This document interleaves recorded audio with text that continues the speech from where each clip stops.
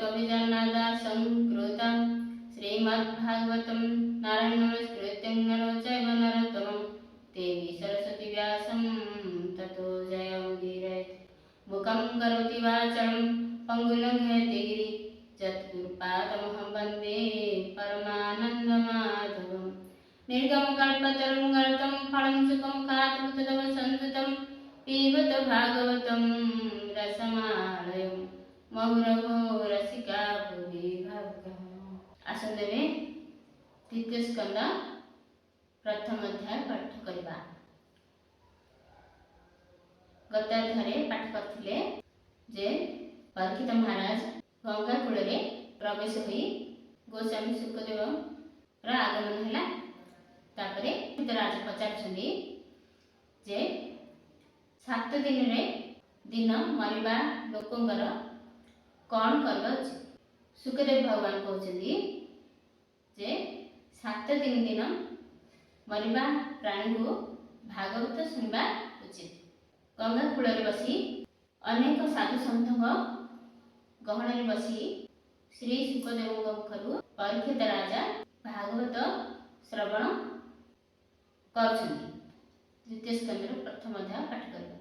प्रथम अध्याय श्री शुकवाच हरिचरित चिंति ध्याने कोमल मधुर वचने रोमकुल के निज दे कहती राजा मुख चाहे हे भाग्यवंत नृपवर गरिष्ठ प्रश्न ए तो होर पचारु जीव लोक हिते से प्रश्न अछि तोर चिते ए आत्मज्ञानी को समेत जेनु संसार श्रेष्ठ तत्व। परीक्षित राजा पचारछन्दी 7 दिन मरिबा प्राणी को कौन करबा उचित। सुखदेव भगवान कहउछन्दी ए तोर प्रश्न लोकहित पाई तुमे पचारछ। श्रोतव्य प्रश्न अछि जेते आगम निगम उकते सहस्र सहस्र प्रकारे प्रश्न जे अछि ए संसारे इंद्रिय वशे गृहे थाई आत्मार हिते ज्ञान नाही आयुष क्षय न जानती विषय अर्थ नित्य चिंती। प्रतिदिन आमर आयुष कमी कमी जाए किंतु आमे जान पार नहीं भगवान को भूली कर्म व्यस्त होछन बोली सुखदेव भगवान कहउछन। विग्रह रही अर्थ बेल अथवा बधु संग मेल दिवसे अर्थ चिंता कूल कुटुंब भरणे व्याकुल निद्रा रे हरई निद्रा हरई अर्थ बेल रात्रि सोइबारे जाए दिन अर्थ संचय करी जाए आ भगवान को चिंतन करबा भूली जाय। पुत्र कलत धन पाई आनंदे तांक मध्ये थाई विष्णुर माया नित्य चिंती निकटे मृत्यु न देखंती मरण देखु थाई डोळे अज्ञान भ्रम सुख बळे। आमे देखुछु जे प्रत्येक केते बेले न केते बेले के लोक केते मर जांती मृत्यु मुखरे पड़ती आमे आखिरे देखि भी न देखला परी रह जाऊ। आमे भी से परी को दिन ना के दिन जीवाको हेबो सेथि पई आमे जागृत होना बोली कहछन। एणु संसार प्राणी कर आत्मार गति आगोचर एणु संसार भाव तेजी आत्मारे गति चिते भजी जे हरि सर्व घटे पूरे निलेप पाय अभ्यंतरे तार महिमा सुनी कने नाम को उच्चारी बदने। आम्भर ए 7 दिन भीतर ही मृत्यु केते बेले हे जिवो जे हमको जाना ना किंतु आमे कर्म रे व्यस्त सेथि पई आमे कोन करबा ने हस्ते काम करबा हृदय रे भगवान कर भाव को भाबुथिबा भागवतम सुनबा हस्ते काम हृदय भाव मुखे नाम मुखरे भगवान कर गुण कीर्तन करथिबा एपटे कर्म करथिबा ताहेले जाय हम उद्धार पाए नहले केते बळे हमर प्राण चली जीव किए जाने। जे हरि सर्वघट पूरे निलेप पाय अभ्यंतरे तार महिमा सुनी कने नाम को उच्चारी बदने एक कथा सांख्य जोगे जानी स्वधर्म निष्ठा परिमाणी जन्मर लाभ ए प्रमाण अंतेषु मरे नारायण। तापरे आमे सदा बेले अल्प अल्प अभ्यास करी भगवान को गुण कीर्तन करथिबा तापरे जेते बेले प्राण ଚାଲିଯିବ ସେତେବେଳେ ଯାଇ ଆମ ତୁଣ୍ଡରେ ନାରାୟଣ ପଦ ଆସିବ। ଯଦି ଆମେ ସଦାବେଳେ ଭଗବାନଙ୍କୁ ସ୍ମରଣ କରୁଥିବା ତାହେଲେ ଅନ୍ତ ସମୟରେ ଭଗବାନଙ୍କର ସ୍ମରଣ ଆସିବ। ଜନ୍ମର ଲାଭ ଏ ପ୍ରମାଣ ଅନ୍ତେଷୁ ମରେ ନାରାୟଣ ପୂର୍ବେ ନିର୍ମଳ ମୁନି ଯେତେ ତତ୍ତ୍ୱ ବିଚାରି ବେଦ ମତେ। ଅନ୍ତ ସମୟରେ ଯଦି ଭଗବାନଙ୍କର ନାମ ଉଚ୍ଚାରଣ ହେଲା ତାହେଲେ ଜାଣିବା ଆମେ ଏ ଜନ୍ମର ଲାଭ ଆମକୁ ମିଳିଲା। ବିଧି ନିଷେଧ ଦୂର କରି ପୁଷ୍ଟର ଭାବ ହୃଦେ ଧରି ଏ ଭାଗବତ ଧର୍ମ ବାଣୀ ବ୍ରହ୍ମ ସମାନେ ପରିମାଣୀ। ଦ୍ୱାପର ଯୁଗ ଆଦି କାଳେ ମୋହି ଅନେକ ଶିଷ୍ୟ ମିଳେ ମୋର ଜନକ ବ୍ୟାସ ମୁନି ତାଙ୍କର ଶିକ୍ଷା ମୋହି ଘେନି। ନିର୍ମଳ ମାର୍ଗେ ଦୃଢ଼ ଚିତ୍ତେ ବିଷ୍ଣୁର ଭାବ ହେଲା ଜାତ ନିଶ୍ଚଳ ଯୋଗ୍ୟ ମନ ଥୋଇ ଯାହା ଅଭ୍ୟାସ କରିବଣି କହିବା ତୋର ଆଗେ ତାହା ଶୁଣ ରାଜନ ପୁଣ୍ୟ ଦେହା। ଏଠାରେ ସୁଖଦେବ ଭଗବାନ କହୁଛନ୍ତି ଯେ ଜନକ ଆଉ ମୋର ପିତା ବ୍ୟାସ ଦେବଙ୍କ ଠାରୁ ଯାହା ଅଭ୍ୟାସ ମୁଁ କରିଛି ଯାହା ଶିକ୍ଷା ମୁଁ ପାଇଛି ସେସବୁ ତୁମ ଆଗରେ କହିବି। କହିବା ତୋର ଆଗେ ତାହା ଶୁଣ ରାଜନ ପୁଣ୍ୟ ଦେହା ଏ ଭାଗବତ ବାଣୀ କନେ ଶୁଣନ୍ତି ଶ୍ରଦ୍ଧା ଅବଧାନେ ମୁକୁନ୍ଦ ପାଦେ ତାଙ୍କ ମନ ନିଶ୍ଚଳ ରହେ ଦିନୁ ଦିନ। ଯିଏ ଭାଗବତ ବାଣୀ ଶୁଣେ ତାହାର ମନ ନିଶ୍ଚଳ ହୋଇଯାଏ ଭଗବାନଙ୍କ ଶ୍ରୀଚରଣରେ ମନ ଲାଗିଯାଏ ବୋଲି ସୁଖଦେବ ଭଗବାନ କହୁଛନ୍ତି। ନିର୍ଭୟ ପଥେ ଚିନ୍ତ ରହେ ତାଙ୍କୁ ନ ଲାଗେ ମୃତ୍ୟୁ ଭୟ ଯୋଗ ଅଭ୍ୟାସୀ ଯୋଗୀ ଜନେ ଦୀର୍ଘେ ବଞ୍ଚନ୍ତି ଯୋଗ ଧ୍ୟାନୀ। ମୁହୂର୍ତ୍ତ ମାତ୍ର କୃଷ୍ଣବାଣୀ ଯେ ଶୁଣେ ଯେ ବା ମୁଖେ ଭଣେ ସେ ପ୍ରାଣୀ ଆତ୍ମାକୁ ଉଦାରେ କି ଭାବ ବହୁ ସମ୍ବତ୍ସରେ। ମୁହୂର୍ତ୍ତ ମାତ୍ର କୃଷ୍ଣବାଣୀ ଯିଏ ଶୁଣେ ସେ ଆତ୍ମାକୁ ଉଦ୍ଧାର କରିଦିଏ ବୋଲି କହୁଛନ୍ତି। ପୂର୍ବେ ଖଟାଙ୍ଗ ରାଜା ଥିଲା ସ୍ୱର୍ଗେ ଦେବଙ୍କ ହିତ କାଲା ରିପୁନି ବାରି ଗୁରୁ ପାଶେ ମିଳିଲା ଭକ୍ତିର ଉଶ୍ୱାସେ। ଖଟାଙ୍ଗ ରାଜା ପୂର୍ବେ ଖଟଙ୍ଗ ରାଜା ସ୍ୱର୍ଗେ ଦେବତାଙ୍କର ହିତ କଲା ମାନେ ସ୍ୱର୍ଗେ ଦେବତାମାନଙ୍କ ପାଇଁ ଯୁଦ୍ଧ କରିବାକୁ ଯାଇଥିଲେ। ତାପରେ ଯୁଦ୍ଧ ସାରି ଆସିଲା ବେଳକୁ ପଚାରିଲେ ଯେ ଆଉ କେତେ ସମୟ ଅଛି ମୋର। ଦେବେ ବୋଇଲେ ମାଗ ବର ତା ଶୁଣି କହେ ରୂପ ବର। ତାପରେ ଖଟଙ୍ଗ ରାଜାକୁ ଦେବତା ମାନେ କହିଲେ ଆମର ହିତ କଲ ସେଥିପାଇଁ ବର ମାଗ କହିଲେ। ତା ଶୁଣି ନୃପବର କହୁଛନ୍ତି ଆୟୁଷ ଅଛି ମୋର କେତେ ଦେବେ କହିଲେ ଶାସ୍ତ୍ର ମତେ ମୁହୂର୍ତ୍ତେ ଅଛି ତ ଜୀବନ ତା ଶୁଣି ସନ୍ତୋଷ ତା ମନ। ମୋର କେତିକି ଆୟୁଷ ଅଛି କେତେ ଆୟୁଷ ଅଛି ବୋଲି ଖଟଙ୍ଗ ରାଜା କହୁଛନ୍ତି ଦେବତା ମାନେ କହିଲେ ଶାସ୍ତ୍ର ଅନୁସାରେ ତୁମର ଆୟୁଷ ମୁହୂର୍ତ୍ତଟେ ଅଛି। ମୁହୂର୍ତ୍ତ ଅଛି ତ ଜୀବନ ତା ଶୁଣି ସନ୍ତୋଷ ତା ମନ ବୋଲଇ ବରେ କାର୍ଯ୍ୟ ନାହିଁ କ୍ଷୀଣ ଆୟୁଷ ମୋର ଦେଇ। ତାପରେ ଖଟଙ୍ଗ ରାଜା କହୁଛନ୍ତି ଯେ ମୋର ଆୟୁଷ କ୍ଷଣ ମାତ୍ର ଅଛି ବର ମାଗି ମୁଁ କଣ କରିବି। ସଖାଳେ ଆସି ମହି ତଳେ ଭଜିଲି ଅକିଞ୍ଚନ ମିଳେ ମୁହୂର୍ତ୍ତେ ନାମ ଉଚ୍ଚାରିଲା ଅନ୍ତେ ସେ ଗୋବିନ୍ଦ ପଶିଲା। ତାପରେ ପୃଥିବୀକୁ ଆସି ଭଗବାନଙ୍କର ଭଜନ କରି ତାଙ୍କେ ଉଦ୍ଧାର ହୋଇଯାଇଥିଲେ। ଏବେ ଶପଥ ଦିନ ଯାଏ ଜୀବନ ଅଛି ତୋର ଦେଇ। ସୁଖଦେବ ଭଗବାନ କହୁଛନ୍ତି ପରୀକ୍ଷିତ ମହାରାଜଙ୍କୁ ତୁମର ତ 7 ଦିନ ଆୟୁଷ ଅଛି। ଖଟଙ୍ଗ ରାଜାଙ୍କର ମୁହୂର୍ତ୍ତଟେ ମାତ୍ର ଆୟୁଷ ଥିଲା ତାଙ୍କେ ଉଦ୍ଧାର ହୋଇଗଲେ। ଏବେ ହରିକୁ ଆଶ୍ରୟ କର ଶ୍ରବଣେ ବଦନେ ଉଚ୍ଚାର ଯେ ଅନ୍ତ କାଳେ ହରି ବାଣୀ ମୁଖେ ଉଚ୍ଚାରି କନେ ଶୁଣି ଯେତେ ବିଷୟ ଆତ୍ମା ଭେଦି ଅସଙ୍ଗ ଅସ୍ତ୍ରେ ତାହା ଛେଦି ବେଗେ ପଶନ୍ତି କୃଷ୍ଣ ଭାବି ଶୁଣ କହିବା ତୋର ଏବେ। ଏଠାରେ ସୁଖଦେବ ଭଗବାନ କହୁଛନ୍ତି ଯେ ତୁମେ ଭାଗବତ ଏ 7 ଦିନରେ କଣ କରିବ ଭାଗବତ ଶ୍ରବଣ କର। ପ୍ରାଣୀ ଅନ୍ତ କାଳେ ଜାଣି ଆତ୍ମାର ଗତି ମନେ ଗୁଣି ଗୃହ ଉପେକ୍ଷି ଚଳେ ବନେ ତପ ଆଚରେ ଦୁଃଖ ଶ୍ରମେ ସ୍ନାନକୁ ସାରି ଶୀତ ଜଳେ ବସି ନିଶ୍ଚଳ ବୃକ୍ଷ ମୂଳେ ପ୍ରାଣ ପବନ ଯୋଗେ ରିନ୍ଧି सकल इंद्रिय निरोधी बुद्धि सारथी आश्रय करी विषय समूह निवारी। एठारे सुखदेव भगवान कहउछन्ती मन को निश्चल कर माने स्थिर कर, विषय वासना को दूरे रख, द्वार गृह पुत्र सब दूर भावरु दूर करी मन को भगवान का चरण में लगा बोली कहउछन्ती। अर्थ महाराज मन को निश्चल करी भगवान के मन लगाए। अभ्यास करी शुद्ध माने त्रिभुत ब्रह्म सुमरणे प्राण पवन जोगे दीदी सकल इंद्रिय निरोधी।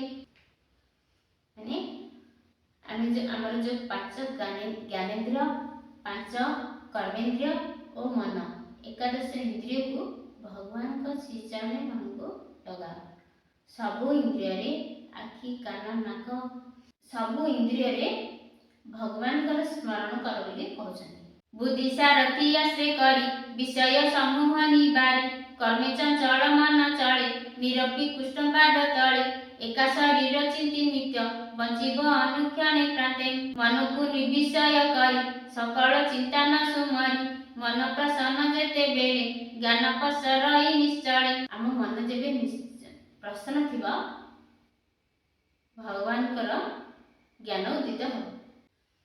स्वभावे मन दुष्ट पणे आवृत रजतम गुणे एणु धारणा आश्रय करी मनर मल अपहरी एमते जोगोर धारण जोगीर भक्तिर लक्षण। राजवाचम धारणा जोगे चित्ते धरी एमते तरे ब्रह्मचारी धारणा हुरंते सुनिश्चल बेगे हरई मनुमल जोगी को धारणा एमते शास्त्रर अनुभव मते गुरु वचन के बजाणी जोग धारणा परिमाणी एणु अभ्यास प्राणी करे एमत मनुमल हरे। एठी परीक्षित महाराज कहउछन्ती जे अल्प अल्प अभ्यास करी मननु भगवान कर स्मरण करिले मल जो थिबो दूर हो जाए माने विषय चिंतन थिबो सब दूर हो जाए। से सुखवाचम जित आसन जित प्राण जित विषय इंद्रिय गण अर्थात तुम्हें आसन को जय कर बोली कहउछन्ती।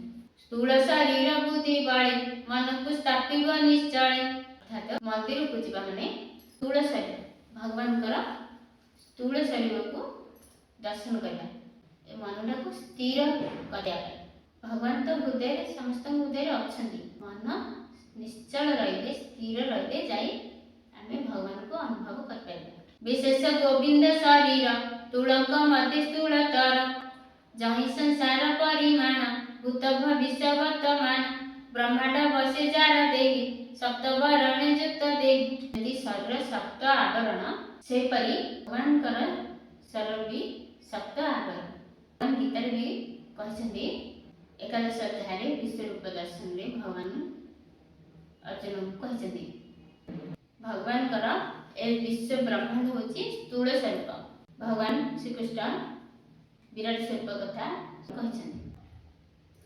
अनेक बाहुदर भक्त नेत्रं पश्यामि तं सर्वतोऽनंत रूपं नान्तं न मध्यं न पुनस्तवादि पश्यामि विशेषर विश्वरूप किरीटिनि गन्धिनि चक्रिण च तेजराशि सर्वतो दीप्तिमन्तं पश्यामि तं दुर्निरीक्षासमन्ता दीप्तानलयगभृतिमप्रेयं तुमैक्यरं परं वेदितव्यं तुमस्य विश्वस परं निदानं तुमयव्ययः शाश्वत धर्मगुप्ता सनातनस्तु पुरुषमतोमि।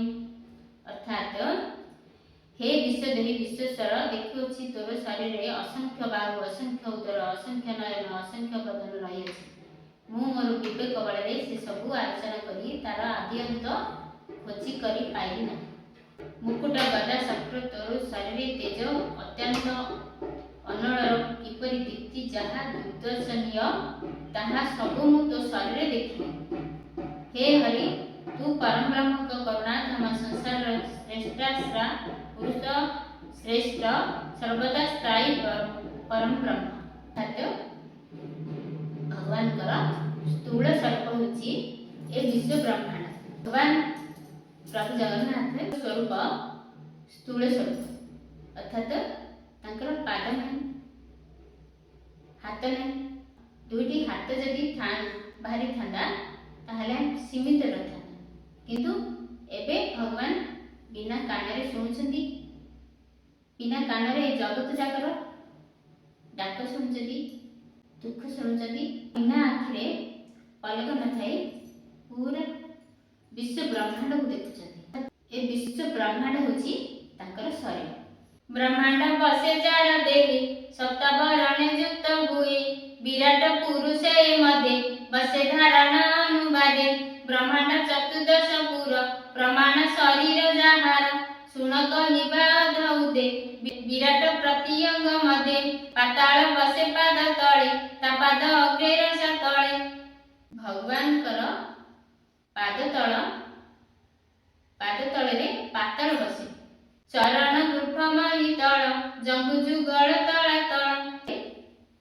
ପାଦ ତଳେ ପାତାଳ, ପାଦ ତଳର ଅଗ୍ରଭାଗକୁ ରସାତଳ।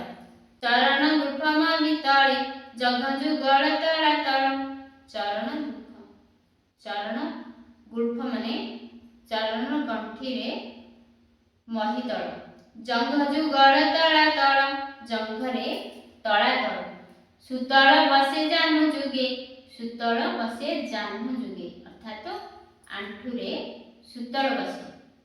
ବିତଳା ତଳ ଉରୁ ଭାଗେ, ଉରୁ ଭାଗରେ ବିତଳା ତଳ ଭାଗେ।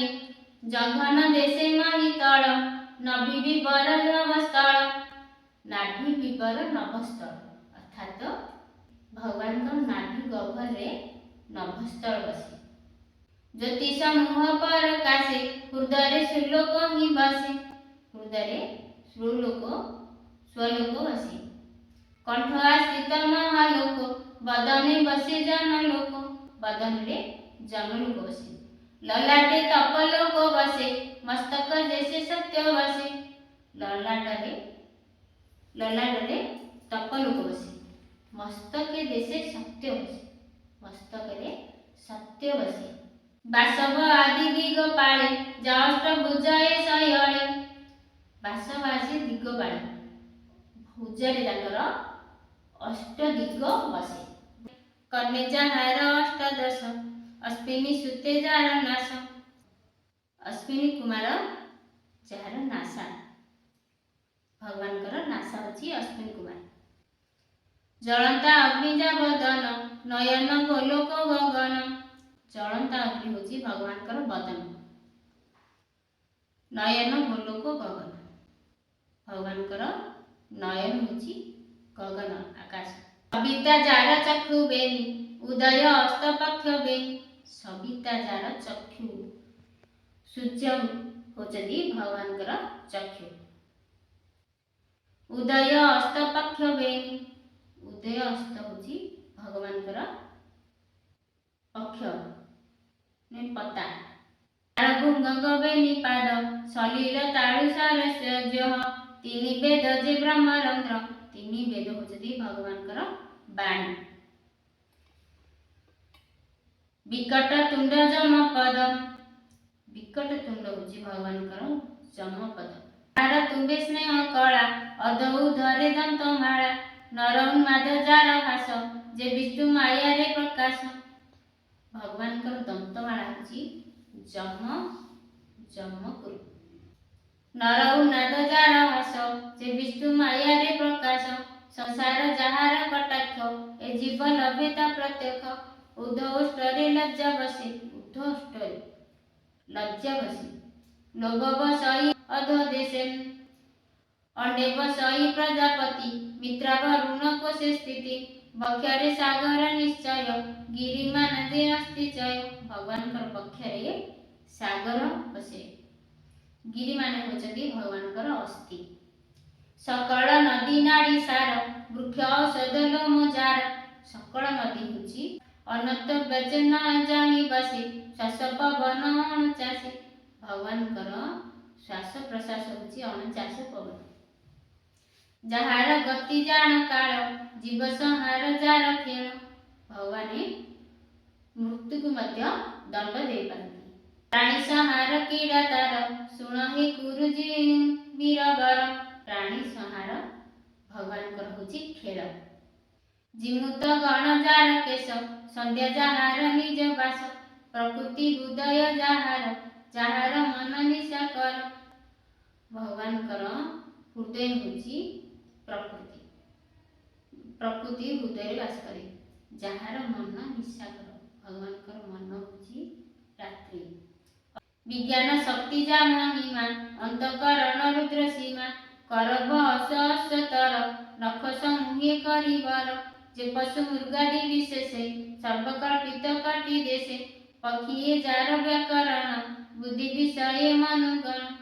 पक्षी जार व्याकरण पक्षी भगवान होची व्याकरण बुद्धि विषय मनुगण जार निवास नर देहि जहि कल्पित माया मोहि कंदर्प विद्याधर आदि नर गण जार स्वर व्यजरे कल्पित ईश्वर ब्राह्मण जार मुखु जात क्षत्रिय भुजरु संभूत।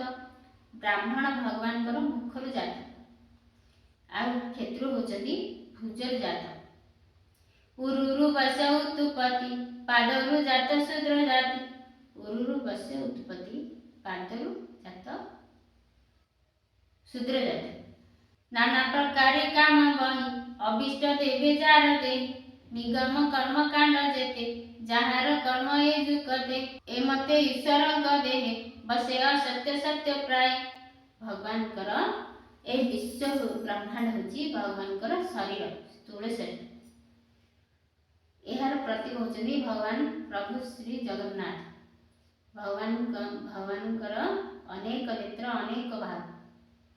जदि गोटे हाथ दुईटी हाथ बाहरी जाइथांदा तो सीमित था दुई हाथ किंतु भगवान अनेक हस्त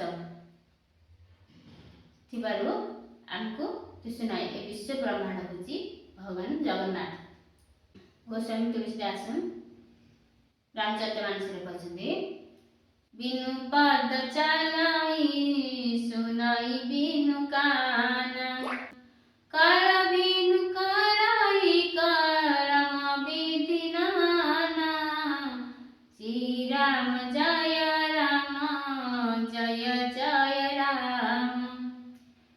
अर्थात भगवान बिना पादरे चली पारନ୍ତି बिना कानरे सब किछि सुनी पारନ୍ତି अर्थात ए संसार जगर दुख हरण कर दियंती समस्तंकर गुहारे सुनती सब किछि ताके बिनु कर कर्म करय विधि ना। भगवान हाथ न थाई भी भगवान सब काम करते स्थूल शरीर। नाना प्रकार काम बही अभिष्ट देवे जार देहि निगम कर्म कांड जेते जहार कर्म ए जुकते ए मते ईश्वर देहि बसे असत्य सत्य प्राय। ए मते स्थूल शरीर धारण जोग निर्विकारी मन निरोधी जोग बळे विष्णु चरण कमळे सर्व शरीरे भगवान तातमु केबा अछि अन। अर्थात विश्व ब्रह्मांड रे भगवान शरीर पूरी अछि सभी भीतर अछंती आ ए संसार को भगवान गोटे अंश रे धरछ। सर्व शरीरे भगवान तातमु केबा अछि अन से सर्व बुद्धि अनुभव जीव परम ब्रह्म लाभ स्वप्न जागृति जार अंत के जानी पारे तबुतंद सत्य परमानंद निधि जार भजने सर्व सिद्धि जन्म मरण जार तहु के अबा गोचरता कहु ए मत कहि सुख मुनि हरे से हरि भाव घेनी सानते परिचित मेले जहाँ कहिले गंगा कुड़िय स्कंदे भागवत कहिले दास जगन्नाथ। इति श्रीमद् भागवते महापुराणे पारमहंस्यां संहितायां वैशिष्ट्यं द्वितीय स्कंदे शुक परिहित संवादे महापुरुष संस्थान वर्णने नाम प्रथम अध्याय। चलंतु गोटे स्तव पाठ करिबा रामचरितमानस नमामि भक्त वत्सलं कृपालु शील कोमलं भजामि ते पदाम्बुजम् अकामिनास्पदमदं निकामश्याम सुन्दरं भवाङ्गुनाथ मन्दरं प्रफुल्लकञ्चलोचनं मदादिदोषमोचनं प्रलम्ब बाहुविक्रमं प्रभो प्रमेय वैभवम् निसंग चापसायकं धरोति लोकनायकं दिनेश वंशमण्डनं महेश चापकण्डनं मुनिद्रासन्तरञ्जनं सुरारिवृन्दभञ्जनं न च वैरवन्दितं अजादिदेवसेवितं विशुद्धबोधविग्रहं समस्तदूषणापहं नमामि इन्दिरापतिं सुखाकारं सतागतिं भजे सा शक्तिसानुजं सचिपातिप्रियानुजं तुदग्निमूलजिनराः भजन्ति नमचारा पतन्ति नो भवनवे वितर्के वीचिसङ्कुले विभक्तवासिनं सदा भजन्ति मुक्तये मुदा निरस्य इन्द्रियादिकं प्रयान्ति ते गतिसुखं तमेकमम्बुदं प्रभु निरीहमीश्वरं विभु जगद्गुरु च शाश्वतं तुरीयमेव केवलं भजामि भाववल्लभं भुजगिनासुदुर्लभं सुभक्तकल्पपादपं समसुसेव्यमनहम् अनुपारूपभूपतिं नतोऽहमुपजापतिं प्रसीद मे नमामि ते पदं भज भक्तिदेहि मे पठन्ति ये स्तवहितं नरदेराणते पदं व्रजन्ति नात्र सञ्चय